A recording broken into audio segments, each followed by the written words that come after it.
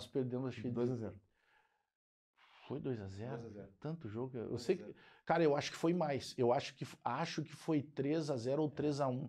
Porque eu lembro que com tava 2-0 logo no começo do jogo, assim. Foi no mesmo dia que o Inter perdeu pro Flamengo aqui no Beira-Rio. Aí eu sei que era o jogo que tava o Wagner Mancini no comando. E aí, cara, pô, a gente tá lá no hotel, aí o bom de trabalhar na RBS é que tu ficava nos mesmos hotéis, né, das delegações. Sim. Aí o Mancini desceu pra jantar, a gente tava ali esperando pra pegar um Uber pra ir jantar também, pra jantar fora do hotel. E aí ele começou a falar e tal, eu disse, professor, mas o senhor vai começar mesmo com o Campaz? Ele, não, o Campaz tá fora do jogo, vocês não viram que o Campaz não foi treinar hoje? Não, a gente ficou olhando, não notou, não foi, ele tá isolado num quarto ali, fez os testes agora que tem uma suspeita de Covid, porque ele tava com febre alta e tal, não, tá fora do jogo amanhã, nenhuma chance, ele nem treinou hoje. Tá bom, a gente não sabia, começamos até a montar isso, o que pode ser o time e tal. Aí chega lá na Fonte Nova, Campaz titular. Pessoal, como assim, o Campaz não treinou ontem? A gente já não entendeu mais nada, né? Cara, Eu lembro desse episódio. aí não, minto, foi pior. O Campaz não começa titular, mas ele começa no banco. E a primeira mexida que ele faz, ele põe o Campaz. Sim, mas ele tá relacionado, que é muito estranho, e né? a primeira opção, tanto que a gente achou, vai botar o Douglas Costa. Não, ele põe o Campaz que não tinha treinado. Cara, aí deu naquilo que deu e tal. E eu comecei a registrar essas coisas. Eu disse, cara, só que o que eu quis fazer? Eu não quis fazer um diário. Eu vou lembrar coisas que aconteceram ao longo da temporada. E não deu outra, foi rebaixado. Aí, pô, 2022 é um ano complicado, porque, pô, tu tá acostumado a lidar, tu tá acostumado, por exemplo, a fazer jogos, sei lá, no Morumbi, lá do São Paulo. Aí tu estreia num jogo contra a Ponte Preta, lá no Moisés Lucarelli, que é uma outra realidade de estádio. O Grêmio tem a chance de fazer um gol, desperdiça um pênalti. Cara, começa tudo errado. Aí tu vai para a sala de entrevistas, não é do jeito que tu estava acostumado, com ar-condicionado, é tudo improvisado e tal. Tá beleza, a gente está acostumado com o Campeonato Gaúcho, não é isso. Sim. Mas tu vê que é uma realidade diferente da própria cobertura do Grêmio. E aí, por que que eu não tinha o nome do livro? Eu disse, cara, tem que ser algo diferente. Aí a gente vai para Recife, tem um jogo do Grêmio contra o Náutico, que o Grêmio tinha que ganhar, mas que outros 3 resultados que aconteceriam no sábado, o jogo do Grêmio era domingo, tinham que acontecer. Então, se aqueles 3 resultados acontecessem no sábado e o Grêmio ganhasse no domingo, o Grêmio estava de volta à Série A, com X rodadas de antecedência. Aí estamos lá, de frente para Boa Viagem, baita de um hotel, uma baita estrutura. Cara, aí vem os 3 jogos no sábado e os 3 resultados acontecem.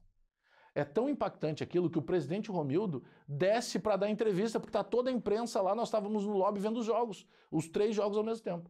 Cara, e ele dá entrevista. Aí eu digo assim, cara, esse jogo começou hoje. Por isso que o nome do livro é O Jogo que Durou 24 Horas. Sim. E aí no domingo a gente ganha o jogo do Náutico, volta, e aí eu tenho o nome do livro e tal. Mas foi mais um livro para memórias que até vendeu muito bem, cara. Eu fiz uma tiragem de 1000 exemplares de cara, e o livro já saiu com, cara, quase 700 exemplares vendidos, assim. Aí na estreia eu vendi mais uns 80, ele praticamente se esgotou, assim. Sim, rapidinho. Ainda tem a Livraria Santos, que tem no Pontal, tem outros endereços aqui, ainda tem. Mas ele praticamente esgotou muito rápido. Mas, cara, eu não tenho a pretensão de dizer assim, eu sou escritor. Cara, eu prefiro o termo assim, apesar de ser jornalista, eu sou comunicador. Sabe, eu vivo da comunicação, eu gosto de comunicar, onde eu chego naturalmente eu gosto de falar e tal, eu me sinto um comunicador. Mas, pô, escritor, eu convivi com tanta gente, eu convivi com o Davi Coimbra. Pô, Davi Coimbra era escritor, sabe? E outros tantos caras. Inteligentíssimo, né? Inteligentíssimo. Bem-humorado. Isso é a melhor parte é tu conhecer as pessoas no dia a dia, sabe? Fora do microfone, assim. Infelizmente, o Davi já estava numa parte final de vida, né, em função da doença. Sim. Mas ele era um cara sensacional. Cara. Um craque, né? Pô, eu participei dos 50 anos do Sala, né, cara? Mas se os caras gostam ou não gostam de mim, não tem problema nenhum. Nos 50 anos do Sala, eu tava numa das cadeiras lá. Tenho lá as homenagens. E aí tu conviver, pô, o Guerrinha foi um cara que eu sempre gostei demais. O Guerrinha sempre foi um cara que me tratou muito bem. Tanto que eu lembro que eu tava na Rádio Grenal e a gente tava num programa de muito sucesso na Grenal de manhã. E aí um dia entra uma mensagem no Facebook, cara. Eu disse, não pode ser o Guerrinha. Isso que nem era época de fake news ou de perfil falso, e eu já fui ver, será que realmente era o Guerrinha? Então tinha coisas assim que valem demais, cara. Então, conviver com o Pedro Ernesto Senardim, um cara sensacional. O Pedro foi fizeram a homenagem do Pedro, sei lá, sei que ele virou o Homem Grenal, né? O cara que mais narrou clássico do Grenal e tal. Aí fizeram toda uma estrutura, assim, e a gente tá na arena, né? Eu do lado dele, num jogo da arena, num Grenal. E aí os caras assim, o Bagé, fica esperto, que eu acho que o Pedro vai se emocionar, o Pedro é muito emotivo. E entrava mensagem, não sei o quê, e o Pedro lá afirmando, e eu de olho no Pedrão, um senhorzinho já, né? Cara, eu sei que daí ele segurou a onda, e homenagem na TV, e a RBS filmando dentro da cabine, e o Pedro lá afirmando. Aí abre, né, a abertura, cara, quando vem a abertura, vem aquela musiquinha tradicional, né, da trilha sonora da Gaúcha. Cara, isso era fantástico, assim, porque eu me via de guri ouvindo aquilo, sabe? Quando o primeiro dia que eu falei no sala, o Pedro com aquele jeito dele, Bagezão, fala aí, o que tu veio fazer no sala? Não sei fala aí, ô. Cara, eu fiquei 3 minutos falando e olhando pra tatuagem do meu pai, né? Porque eu tenho meu pai tatuado, e eu fiquei olhando pra tatuagem do meu pai. Porque ali o meu pai morreu antes de que eu virar. O meu pai morreu bem no comecinho ali comecinho de 2002. Então, pô, tava começando no rádio, meu pai não chegou a me ouvir no rádio. Uhum. E eu tinha memória afetiva de, no meio-dia, o meu pai parar tudo pra ouvir o Sala. E aí eu entendo hoje o que é o hater de hoje, o que era o hater da época. Sim. Porque quando meu pai gostava do que o cara dizia, pô, esse cara é bom demais, isso aí sabe muito de futebol. E quando o cara dizia algo que ele não gostava, ele xingava o cara, que é que o hater faz com a gente hoje na internet. Então eu fiquei 2, 3 minutos olhando pro meu pai, porque ali eu digo, cara, eu consegui fazer um negócio que talvez eu nunca imaginasse fazer, né? Eu tô no programa que o meu pai mais gostava de ouvir. Então, tu imagina, tem toda essa parada assim.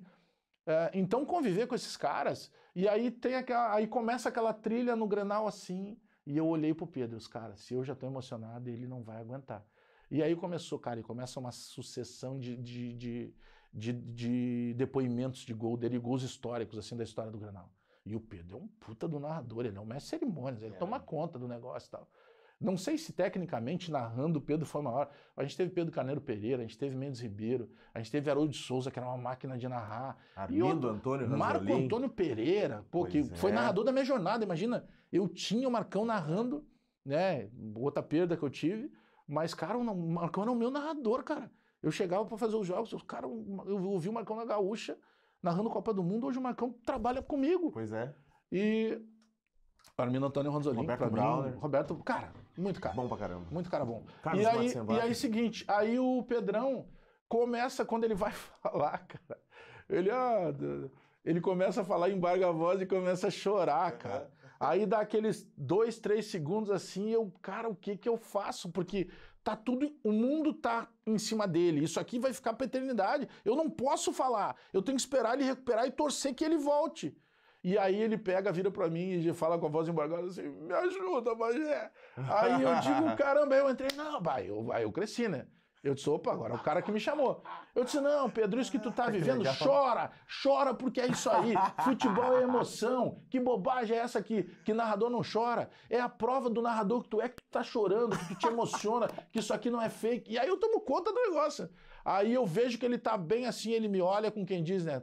Tô legal. Me dá a bola. É tudo contigo, Pedro. Aí eu brincava, eu debochava dos caras lá na RBS na segunda-feira, né? Eu disse, pô, fizeram um monte de coisa, mandaram o drone, os caramba, e no fim, na hora da abertura, quem falou fui eu. Quero ver vocês tirar isso aí agora. Ou vocês nunca mais vão usar isso, ou toda vez que usarem vai ter que ter entrando falando lá. E o Pedro, cara, é legal, porque eu brincava, ele gosta muito de galinhagem, né, no ar. Sim, ele gosta. Então né? era um escape.